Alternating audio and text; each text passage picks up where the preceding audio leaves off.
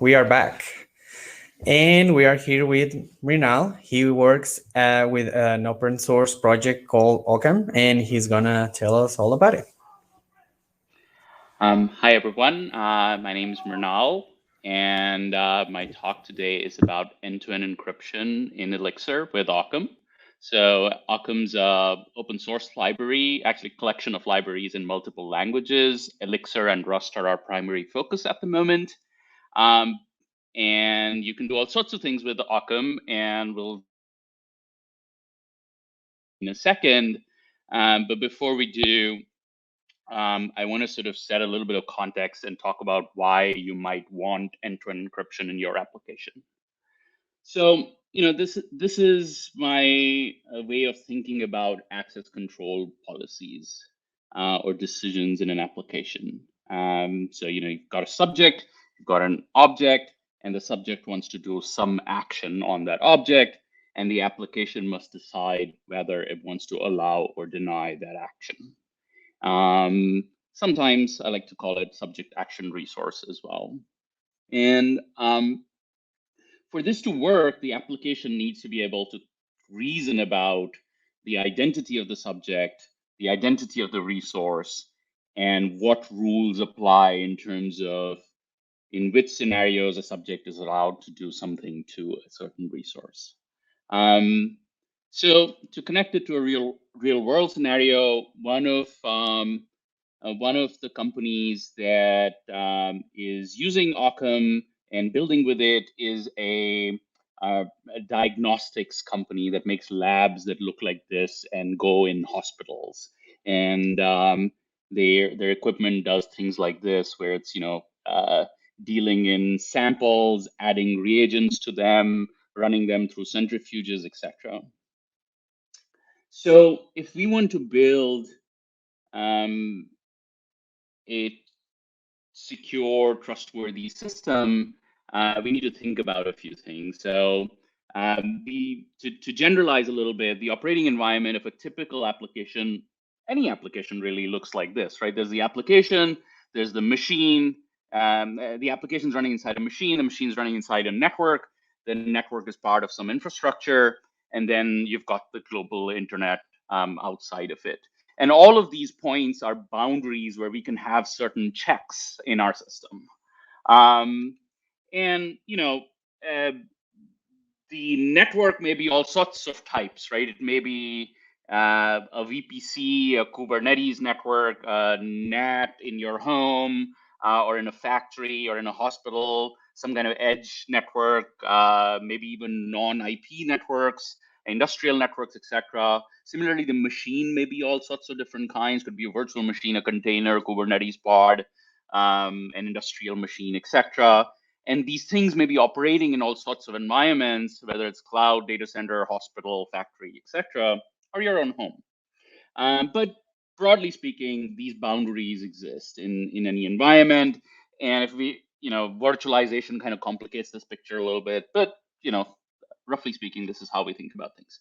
And distributed applications work by sending each other messages across networks over the internet, right? And these messages may be data, like, reading from a certain sample in that lab equipment, or it could be a command that says add this reagent to this sample, or apply a software update to that machine, etc. Or it could be an acknowledgement that a software update was successfully applied, or a reagent was successfully added. It could be configuration, etc. And to be secure, both sides must check incoming messages for integrity and authenticity. So we care about message integrity and authenticity, sender identification and authentication, and then of course authorization. And these three green check marks that I've drawn here are very high level. There's a whole set of sort of cryptographic detail that I'm hiding here, but you usually want more detailed guarantees, things like forward secrecy and protection against key compromise, impersonation, etc. Those are technical terms around designing secure communication, but broadly speaking, we need to know that who the sender of a message is, Can we authenticate that sender? And can we be sure that the message wasn't tampered in some way as it traveled between these two distributed parts of a system? And of course, if we care about user privacy or protecting business proprietary data, like in a healthcare setting, you definitely do. You also care about confidentiality guarantees as in these two different parts. And our traditional approach to sort of building these guarantees has been to do checks at the network boundaries, right? So we might have VPNs in place or firewalls in place, or in typical server deployments, you'll have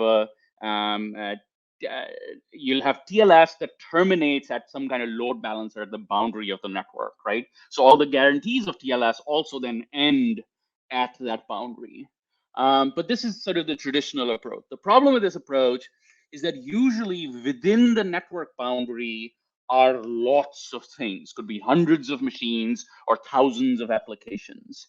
And if we are an application developer that's responsible for one of these like tiny little blue boxes, we don't have much control over how safe or not safe our operating environment, our operating network is. So for our application, our tiny little blue box to stay secure, all the code in both networks must have no weaknesses so that our work stays secure. Because if any one of those things has weaknesses, it could get compromised. And because our checks are at the network boundary, our application could get compromised. And if you think about, sort of real world deployments, let's take our lab equipment that we were just talking about. Actually, the company that makes that lab equipment has machines that are operating in hundreds of labs around the world. And their cloud deployment is spread around various data centers and various cloud environments. It's not just one VPC in the cloud, it's several VPCs across clouds, across data centers. So for that application developers work to stay secure, all code in all deployment networks must have no weaknesses for bad things to not happen. This obviously gets untenable pretty quickly in distributed systems, and more so if you have intermediary services like event streams, pub sub queues, gateways that are dealing in non-IP protocols. Their operating environments must also stay secure. And this obviously violates the principle of least privilege. So what we want to do is to build dependable, trustworthy, reliable applications, we want to take that big, massive red surface of vulnerability and reduce it down to a tiny little surface of vulnerability, right? We're always going to have certain areas where we are vulnerable, but we want to reduce it down as much as possible. And this is where especially if you have distributed applications with lots of things talking to lots of other things, whether it's microservices in across data centers or it's machines in various edge environments. End-to-end encrypted, mutually authenticated secure channels can enable granular authorization decisions at the application layer. They give you these channels can give you control as an application developer. Whereas you may not necessarily have control over the network boundary of where your things are installed. So Ockam allows you to create dynamically these end-to-end encrypted, mutually authenticated secure channels that are very lightweight. So the rest of my slides are actually code examples with certain pictures that show how these protocols actually work and how are we able to do general purpose end-to-end encryption. You may have heard about end-to-end encryption in applications like Signal or WhatsApp, where it's doing end-to-end encryption over 2 hops between my phone and your phone via some server. But with Ockam, you can do this in all sorts of different topologies. So let's look at some code. To get started, we need to get Ockam. We're currently not published on Hex, so you have to install it from our Git repo. This is a little bit of setup. At the end, I will point you to examples, and you can go check these out later. But there's a little bit of setup you need to do. This might go in your mix config if you've got an Elixir project. But then comes this notion of application layer routing. So if we want to do end-to-end encrypted or end-to-end trust decisions and protocols, we need a mechanism to move data across network boundaries, whether it's from a non-IP network like Bluetooth into the TCP realm and then into our cloud environment, or it may be across two TCP connections, right? So like for Signal, for example, is doing end-to-end encryption over two TCP connections. There's a TCP connection between my phone and the server. There's a different TCP connection between your phone and that server. And the Signal protocol is enabling end-to-end encryption in that two-hop scenario. How can we build a system where it's not just two hops or two TCP hops only? It can be any protocol and any number of hops. And that's what's enabled by this application layer routing protocol that is included in Ockam. You can almost think of this protocol as a overlay network on top of several different types of underlay networks.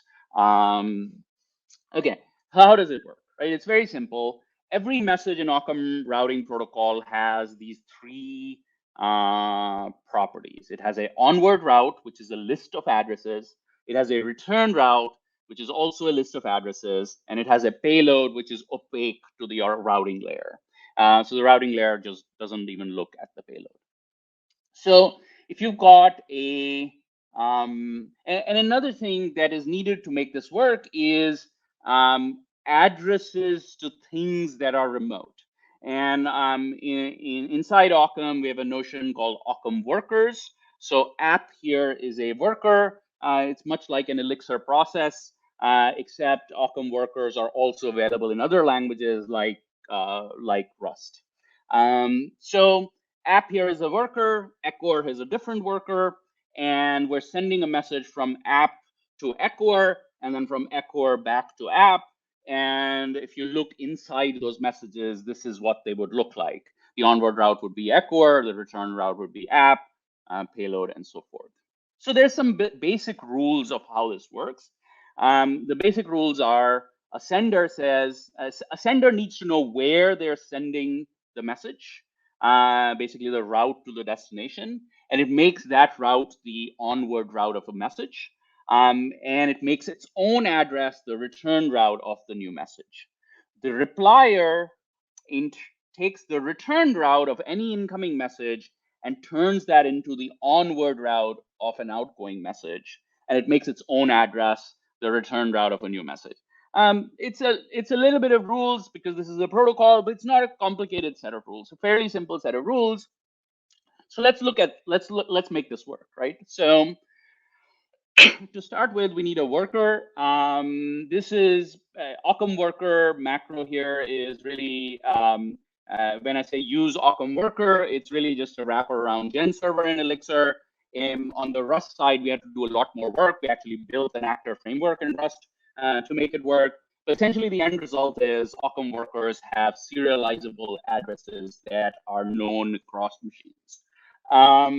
So to write an Ockam worker, here we're writing a Echoer worker. We need to implement this function called handle message. In state, you can find out the address of this worker. And remember, this is an Echoer, so the rules are make the return route of the incoming message the onward route of the outgoing message. So the code here does that, and then make my address the return route of the new message. That's it, right? This is an Echoer worker. How do we use this? So the first line here is just me including some scripts, but on line number 3 over here, I'm registering this process, this Elixir process with the address app. And then I create the Ockam worker, which you can create by like this, where you say echoer.create. And we can specify an address. If we don't specify an address, it'll get a generated address. That's the value that's returned. And then we're defining a new message, right? So the app wants to send a message to echoer. So it's defining a new message where it makes the echoer's address the onward route and its own address as the return route, and it sends the message. That's it, right? And it then waits for a message. So when we run this, it'll look like this. The echoer will receive the message and print it. The app will then receive a reply and print it. Pretty straightforward. So this is what just worked. Let's make things a little bit more complicated. Let's say we have 2 hops happening. So we now have a middle worker here. We'll call it H1.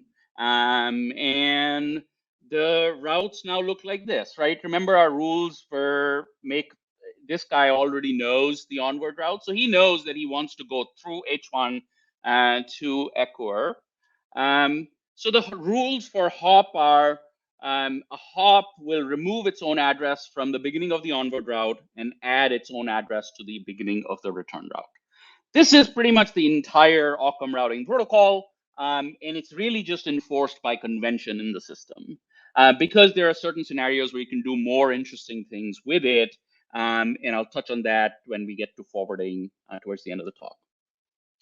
Okay, so hop worker looks a lot like our echoer worker, except it implements that new rule where it says remove my address from the beginning of the onward route and add my address to the beginning of the return route, and then everything else stays the same. To use the hop worker, this time around, our code looks very similar in the beginning. We register ourselves as app. We create an echoer worker, but then we create this middle worker here, which we call hop, and we give it the H1 address. And then we have this message, and this time we're saying, hey, route this message first to H1, then to echoer, and then return route is my own. So when we send this message and wait for a reply, this is what happens. So we see that our message actually goes first to H1, then to echoer, then back to H1, and then back to app. So this picture worked. But this is all still just happening inside one machine. And I'll soon get to how do you do this across machines, across transports. But bear with me for one quick second. This one hop thing that we just did is obviously generalizable to NHops, right? So we can have H1 to HN and the same rules, same sort of 3 simple rules that we looked at apply, and we can do any number of hops. And to illustrate here, I have the code in the beginning looks the same, but I've instead of creating 1 hop, created 3 hops, and then I send a message along H1, H2, H3 to the echoer, and my return route is back to the app. So when I send this, this is what happens, right? So it takes the path we wanted it to take. It goes from H1 to H2 to H3 to echoer, and then back in the reverse order. So the protocol is kind of general, as long as we follow those basic rules. Now comes the question of doing this across machines. And the way we do this across machine is almost exactly like we did it inside one machine. So except in this scenario, I'm going to have 2 programs, a responder program and an initiator program. And I'm going to create a TCP connection, which is this big gray line, where the responder will be the TCP server and the initiator will be the TCP client. So let's look at some code. This is my responder code. So the responder creates an echoer because that's where we want the messages to arrive. And it then starts the TCP transport and starts listening on port 4000. The initiator does something similar to what we were doing in earlier programs. It registers its own address as app, but then it starts the TCP transport, doesn't say anything about client or server, it just initializes the transport. And then it creates a message that looks like this, where our onward route has a TCP address and then a worker address. And then we don't do anything special. We just do exactly what we were doing in all our other examples. And we send our message and we wait for a reply. And when we run this, we start our responder. We then start our initiator, we send a message, and app sends the message to echoer, echoer receives the message, app then receives a response and prints the response. So cool, so it worked across one TCP hop. What about two TCP hops? And you probably have guessed it by now, it works exactly the same. So our actually in this picture, I'm creating a responder program, an initiator program, and a middle program. And inside middle, I'm going to have a H1 worker. So I'm going to do TCP hop, worker hop, TCP hop, worker hop. So our responder program still looks exactly the same. It has an echoer, worker, and a TCP transport listening on port 4000. Our middle program has that hop worker called H1, and it is listening on port 3000. And then we have our client or the initiator of the communication, and all the code looks the same except for this one line, right? In this one line, it's basically saying, hey, go to TCP address 3000 first over a TCP connection, then go to this worker, then take another TCP address route, then go to echoer. If we run this, it obviously, you've probably guessed it by now, it works exactly as expected. But what's cool about this is that even though I didn't show an example of this route that the message takes doesn't have to be all TCP.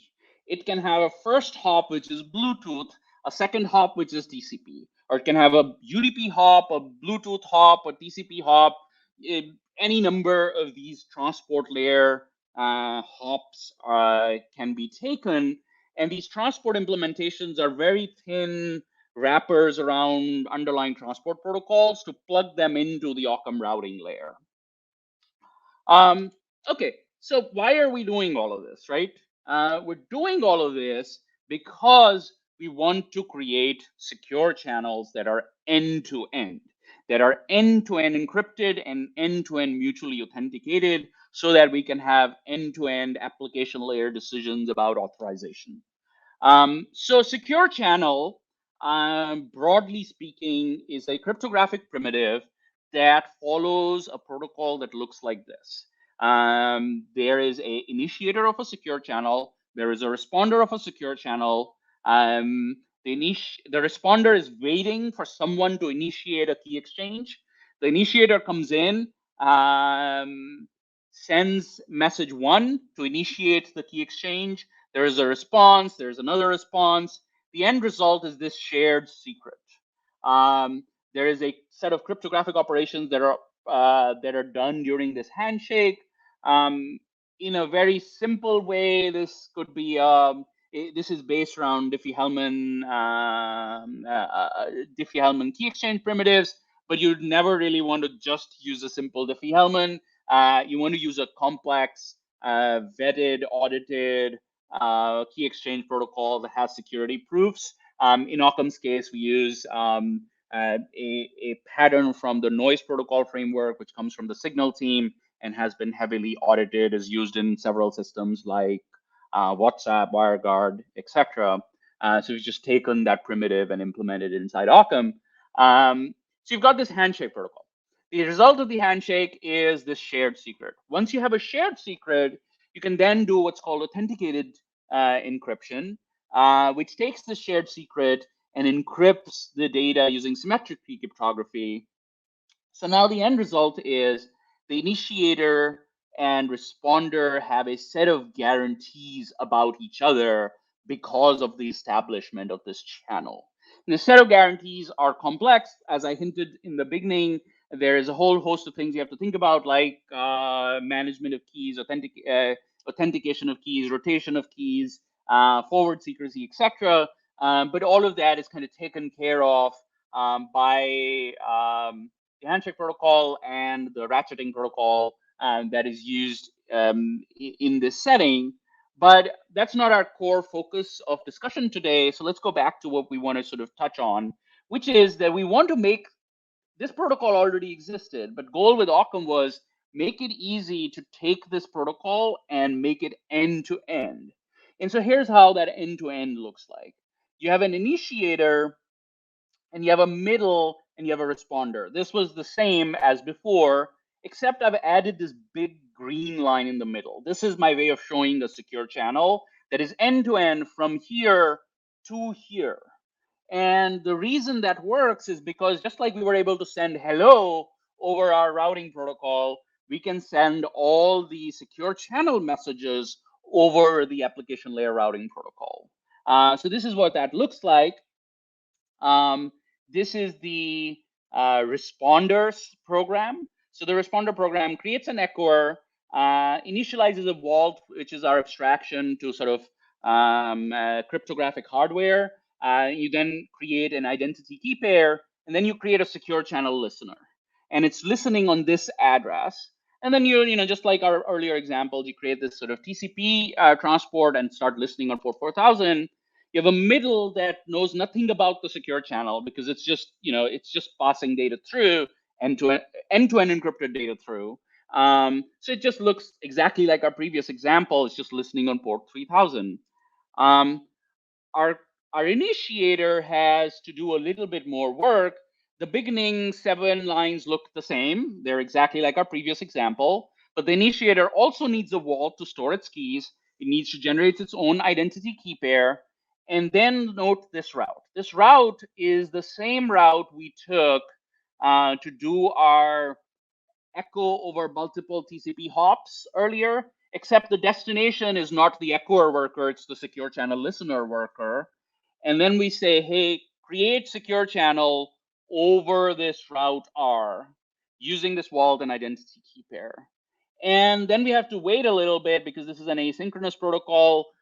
We didn't need to block on it, but for the purpose of this example, I block. So this will do that entire handshake and establish the secure channel. Once the secure channel is established, we can then tunnel a message to the echoer through the secure channel. So note what happened to our route here. Earlier, we had this whole TCP route over here when we were sending a message to the echoer, but now we're saying send the message through the channel. So when the message enters the channel, it gets encrypted, and then when it arrives at the other end, gets decrypted and is delivered to the echoer. And we then simply, just like all other cases, just say, hey, Ockam router, route this message, and then we receive a reply. So let's run this. Oops.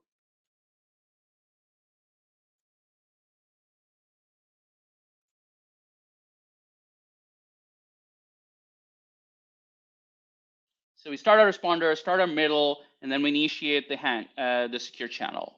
And you notice a lot more happened this time, but eventually our app received the echo back.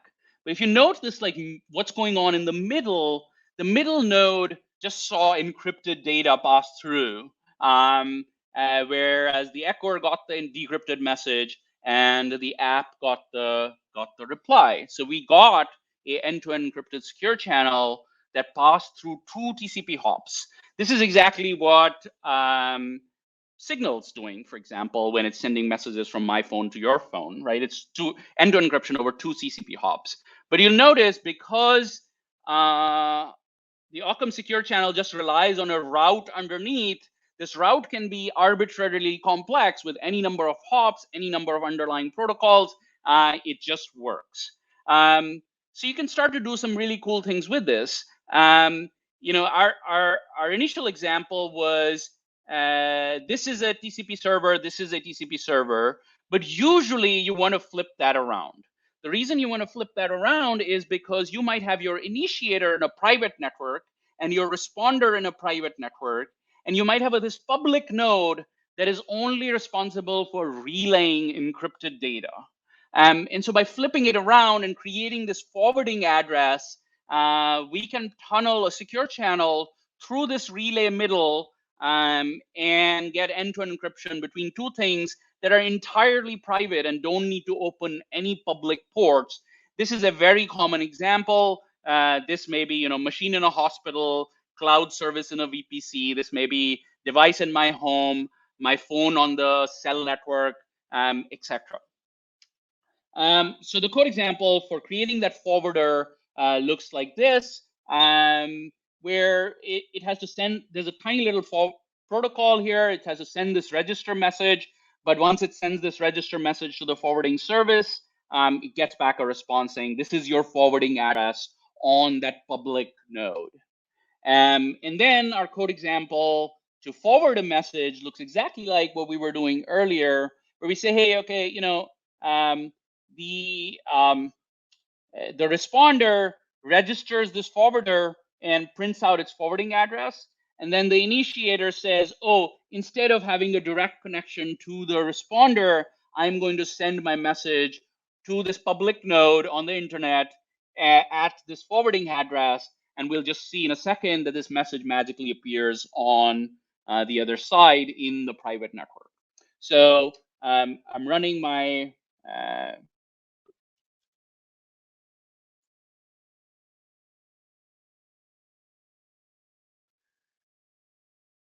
I'm running my responder, then we run the initiator, we copy over the forwarding address. This could be discovered through various different discovery mechanisms. And when we send the message, we receive a forwarded message when this responder might actually be running in a private network. So this worked. And this is the toolkit that enables all sorts of different topologies. So like I said, you can have a public node that only passes encrypted data and have communication between an edge application in a factory, a hospital, a home, and a private enterprise service in a VPC, in a Kubernetes, in a data center environment without exposing any data to the public internet or having any dependence on network guarantees. This is application layer control on these guarantees. You could obviously have device-to-device end-to-end encryption, which is pretty cool. You could have, because the first hop could be a different protocol, you could have a first hop be a radio protocol from an IoT device to a gateway, and then have two TCP connections back to the private enterprise service. And these guarantees are end-to-end. So if your gateway provider is compromised by some kind of Mirai botnet or IoT compromise, your application is not compromised because you're having these end-to-end guarantees built in. You can also do something like move end-to-end encrypted data through intermediary services like Kafka or RabbitMQ. And in this scenario, there are several TCP connections going on, and there are examples of this inside the Ockam repo that I encourage you to check out later. But in this scenario, Kafka only sees encrypted data, which is very interesting in healthcare scenarios or for GDPR requirements, where the requirement may be, hey, throw away the data in X number of years. And then it's very hard to do that if you've got the data in the clear and getting logged and partitioned, etc. inside this environment. It's very easy to do if it's encrypted. All you have to do is just throw away the key. All right, so to conclude, Ockam is this collection of cryptographic protocols, this blue box in the middle, that it has this pluggable model where it can plug into lots of different cryptographic hardware, lots of different transport protocols, and lots of different enterprise services. But at the core has this application layer routing or routing overlay, these secure channels, and several other things you need to build end-to-end trust systems. So come check out Ockam on GitHub, and thank you for listening.